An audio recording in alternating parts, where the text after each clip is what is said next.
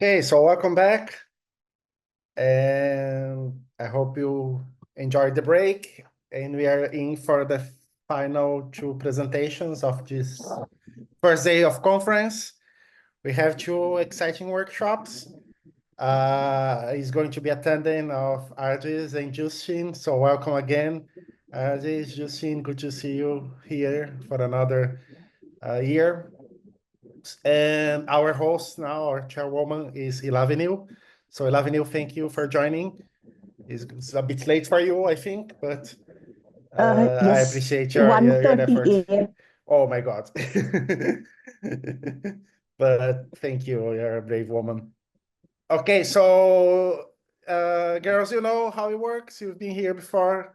So you just need to let me know when you need the breakout rooms to be created, okay, if you want to. So I'll be listening and just let me know. Okay, Lavadeo, is up to you to present our speakers. Uh, should I give a marker sometime before Yes, 10 minutes that the before. time is going to end? Yeah, 10 minutes I before can is fine. communicate that separately to the presenters. You can hear me, right, ma'am? Yes, we hear you. All right, fine. Okay. All right. Okay, would you like to present the first speaker? Yes, I will. The first workshop, right? Yes, Yes. yes. Good morning, afternoon, or evening from wherever you're from. We have the first workshop of the last couple of sessions, the first workshop. This is about exploring supernovae in the classroom, something that I'm ready to explore. I'm feeling very excited about, by Ardis Herrold and Justin Shane of the Rubin Observatory Education and Public Outreach team. It's going to be something hands-on. It's going to be something exciting because they've included summative assessment, formative assessment. There are a lot of tools, I think. So I'll let you both take over. Please go ahead. Thank you. Okay, thank you.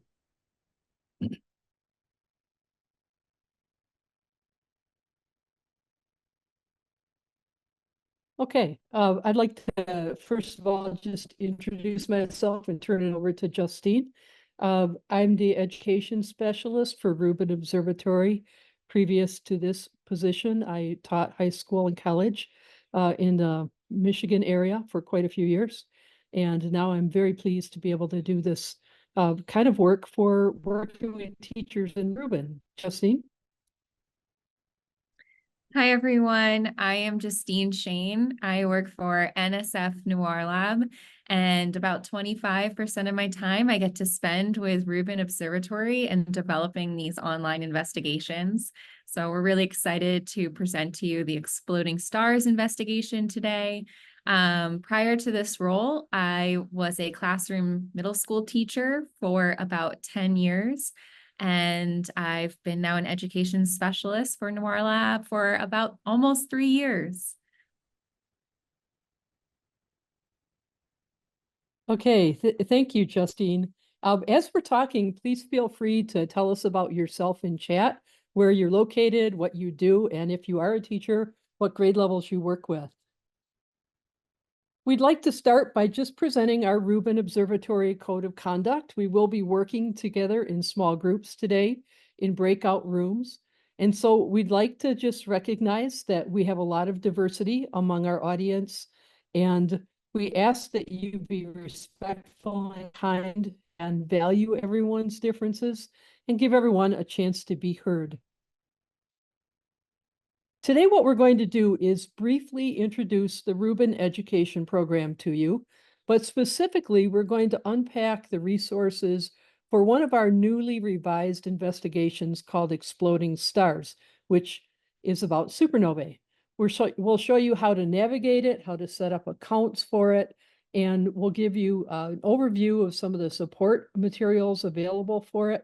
But today we'll just kind of do a small dive into the investigation because we won't have time to do the complete investigation in just 1 hour time. So for those of you who aren't familiar with Rubin Observatory, previously it was known as the Large Synoptic Survey Telescope. renamed in 2019 in honor of Dr. Vera Rubin, who was an American astronomer who studied primarily dark matter. Our observatory is in Cerro Pachon in Chile. It is nearing the completion of its construction phase and starting commissioning. We're looking forward to having first light, or first look as we call it, within the next year, hopefully next June. Our observatory is a survey telescope and a survey observatory. So we will be using the largest camera ever built for astrophysics to take very wide angle views of the sky, covering the entire southern hemisphere sky every 3 to 4 nights for 10 years. Over that time, we'll be imaging the sky in 6 different wavelengths from ultraviolet to infrared, and we will optimize being able to find objects like supernovae, transients, things that change in the sky. In fact, you see, we expect to find about 10 million changes in the sky each night. About 1,000 of those will be supernovae.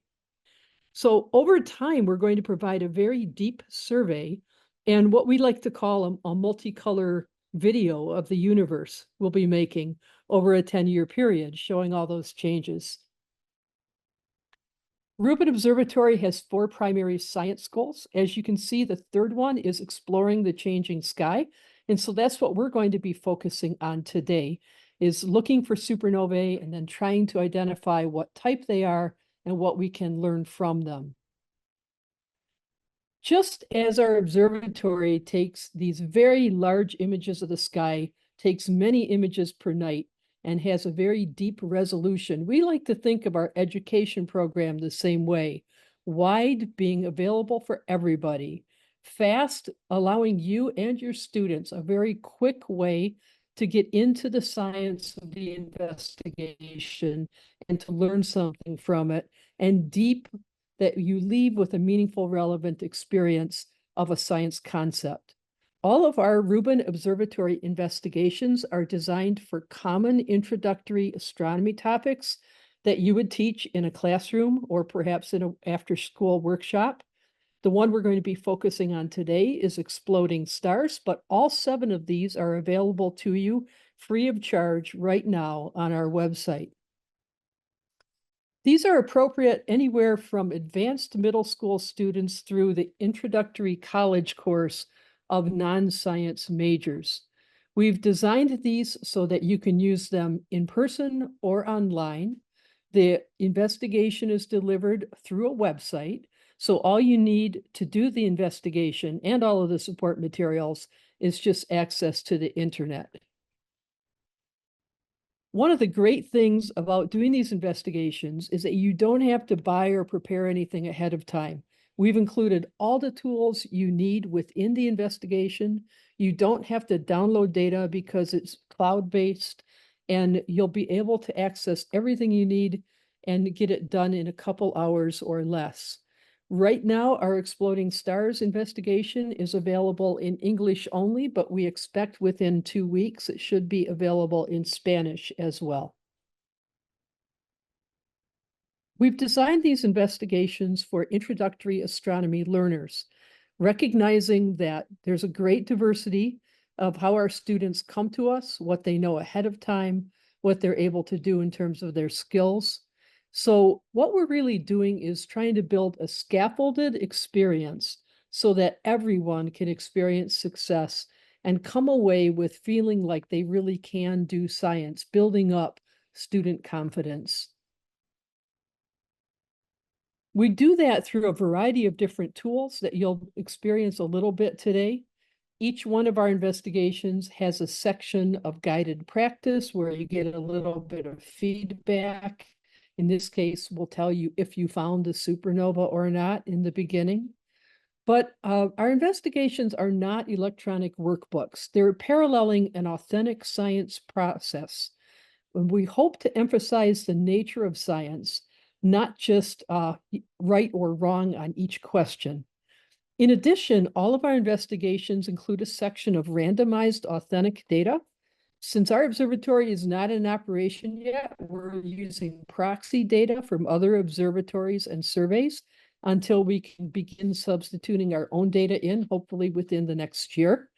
And so we're very excited to be able to show you a little bit of what we're doing today. And please feel free as we go along today to ask questions as you have them. I'm going to turn it over to Justine now. Thanks, Ardis. So I just put a link in chat, and I'm going to ask that everyone clicks on that link. And that is going to take you to what we call our workshop links document. This is where you can find everything that you need, all the resources that you need for the Exploding Stars investigation. It starts off with a link to the actual investigation, which we will go to very soon. But then we have all these other resources that you can bring into your classroom and make like a full week's worth of a lesson for doing Exploding Stars. So we have also a personal implementation plan. You can feel free to make a copy of that document if you would like to take notes during our workshop today and think about how you can actually implement this activity in your classroom. We have our website link. We have a slideshow of these historic supernova. So you can check that out. I'll show this to you in a little bit. We also have a science talk on supernovae. We have a phenomenon activity, so like a warm-up activity that you can use to introduce this topic to your students. We have videos as well that you can use to introduce supernovae to your students. And we have a variety of assessments for you to use. So this is like your one-stop shop for all of the great things that we are going to talk about with Exploding Stars. And instead of just saying, okay, click on this menu on our website and then click on this tab and then go here, you can have everything on just one page right now. But I do want to point out that everything is also available on our website. You just have to search for it. Okay, so you should keep that tab open on your screens, and I'm going to continue on with our presentation. I'm actually going to show you one of those videos. This is the supernovae video, which we are calling the boom video. Okay, and let me know if you have any issues hearing this on your end.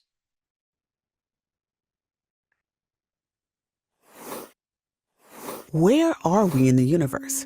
And how do we know? If we could make a detailed map of the universe, showing many different galaxies at different times, we could understand more about its structure and how it's expanding over time. Supernovae help us do that. Not only are they the cosmic explosions of dying stars, they're also great tools for measuring distances in space. Certain types of supernovae, called Type 1a supernovae, explode in a predictable way that allows scientists to compare them and figure out their relative distances from Earth. When you compare them, a Type 1a supernova close to Earth will look brighter than one far away, just like a flashlight in your face looks brighter than the same flashlight across the street. Type 1a supernovae are some of the brightest explosions in space, and that's how we can see them from billions of light years away. Their glow started traveling towards us billions of years ago, which means we can also use them to learn how the universe looked back then. With more observations of Type 1a supernovae in all directions, we can refine our map of the universe in both space and time. Scientists have been working on this project for a while, and they've found some surprises. When scientists in the 1990s looked at their space-time map, they noticed that the universe's expansion hasn't been slowing down over time like they expected. Instead, it's been speeding up. We don't know exactly what's causing that, but our best explanation is the existence of dark energy, a mysterious force pushing galaxies apart in the universe.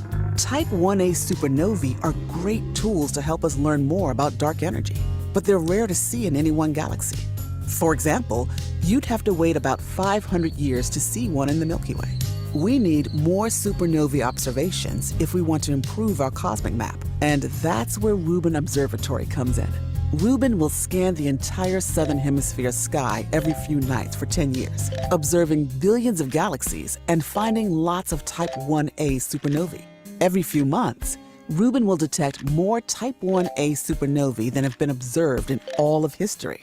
That's a game changer for refining our map of the universe, learning more about dark energy, and maybe even revealing new cosmic mysteries.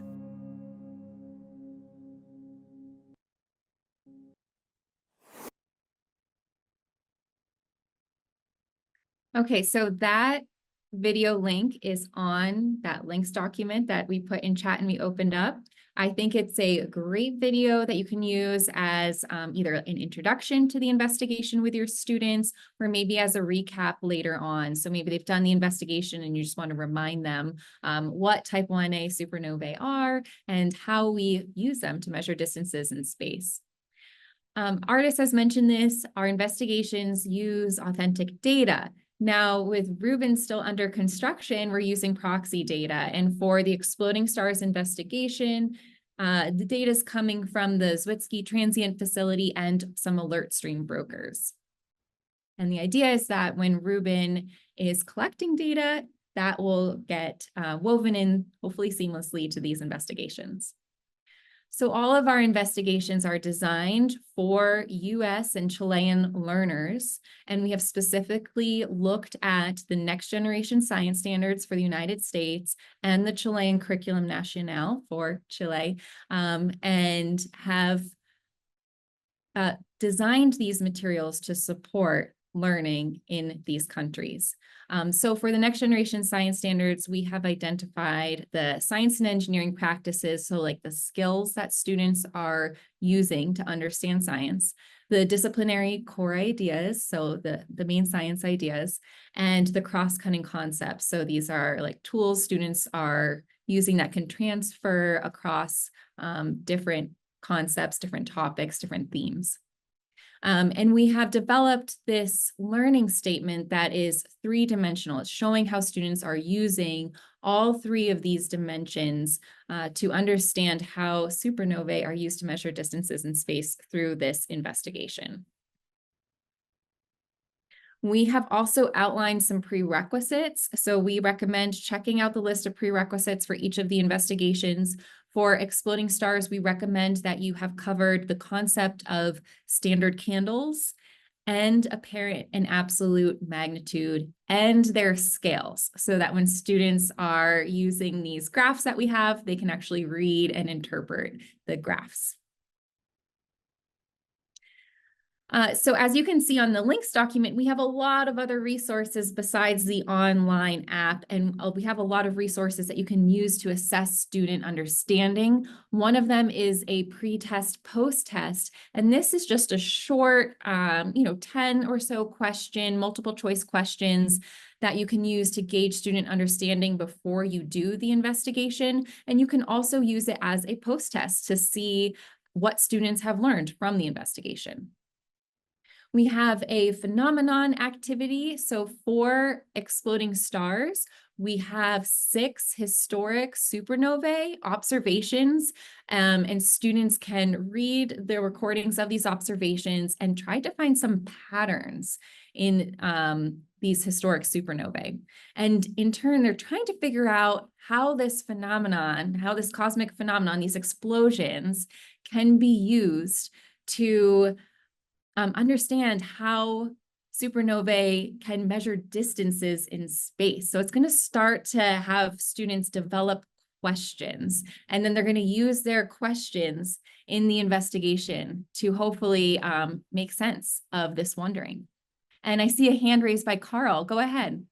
Yeah, speaking of questions, hey, the assessments look like they were strictly aligned with standards. Was that correct? Can you go back? That's very cute.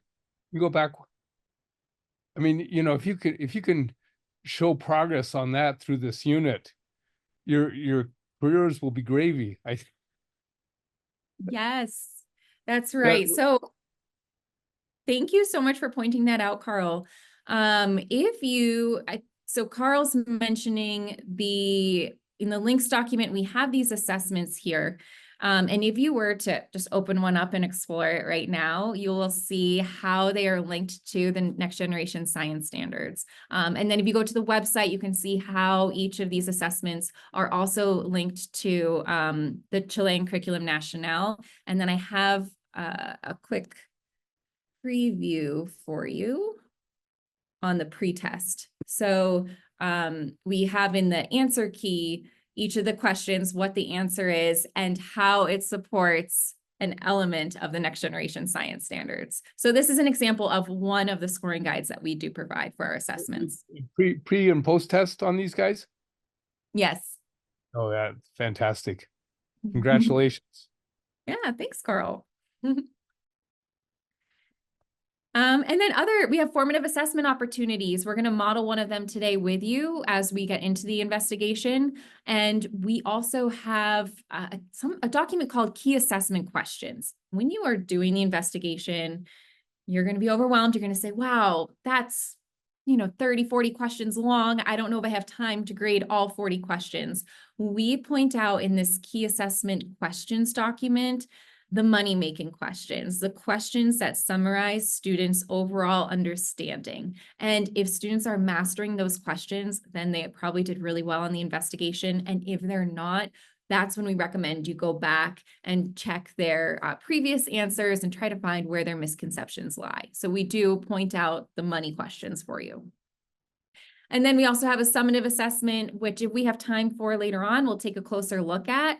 This is something different than the investigation. So maybe in the investigation, you are having students work together in groups, and now you want to get an individual score and see where a student's individual understanding is at in regards to supernovae and how they're used to measure distances in space. So we have a short summative assessment that you can provide for them, and it comes with a scoring guide and an answer key. So now we're going to start to get into exploding stars. So you can get to exploding stars via the links document, or Ardis, if you can drop the link in chat, that would be great. So I'm going to open this up for you.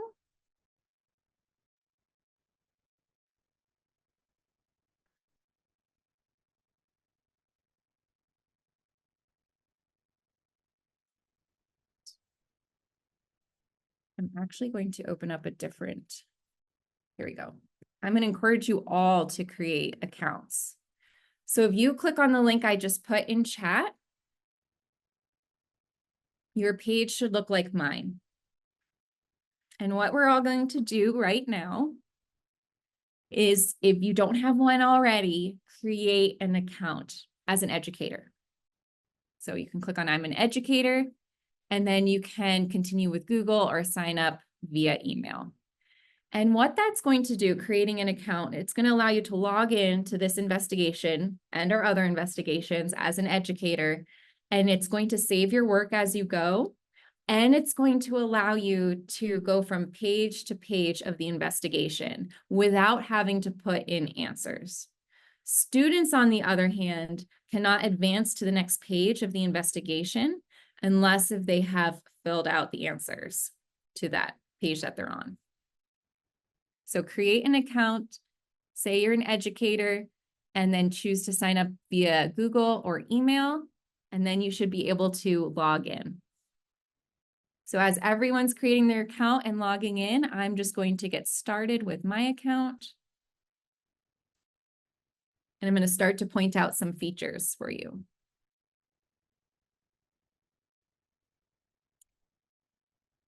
So you can navigate between pages at the bottom of your web page here. You can go to the previous page and the next page. So that's how you progress in your investigation.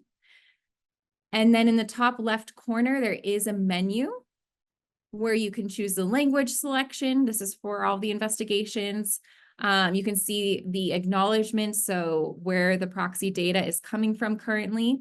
And you can also review your answers. And this is a great way for students to also turn in their work to you. They will have to print it out or save it as a PDF and turn it into you through whatever your learning management system is, or via email.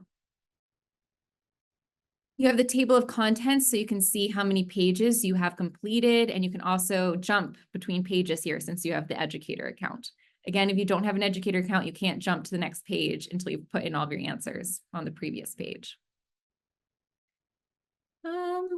Is there anything else I need to point out, Ardis? Oh, there's also these checkpoints here. So you'll see these little tacks. Once you get to that page, I believe the first one is on page 8. This is a great place to stop the instruction with your class and do a formative assessment check-in with them. We do provide some formative assessment questions that you can do at each of these checkpoints. But for now, you guys can pass right through each of those checkpoints just due to the sake of time of our workshop. And we're going to bring you back in about 15 or so minutes from breakout rooms, and we will model one of those formative assessment questions. And so I'm wondering if we could get breakout rooms created with 6 people each, please.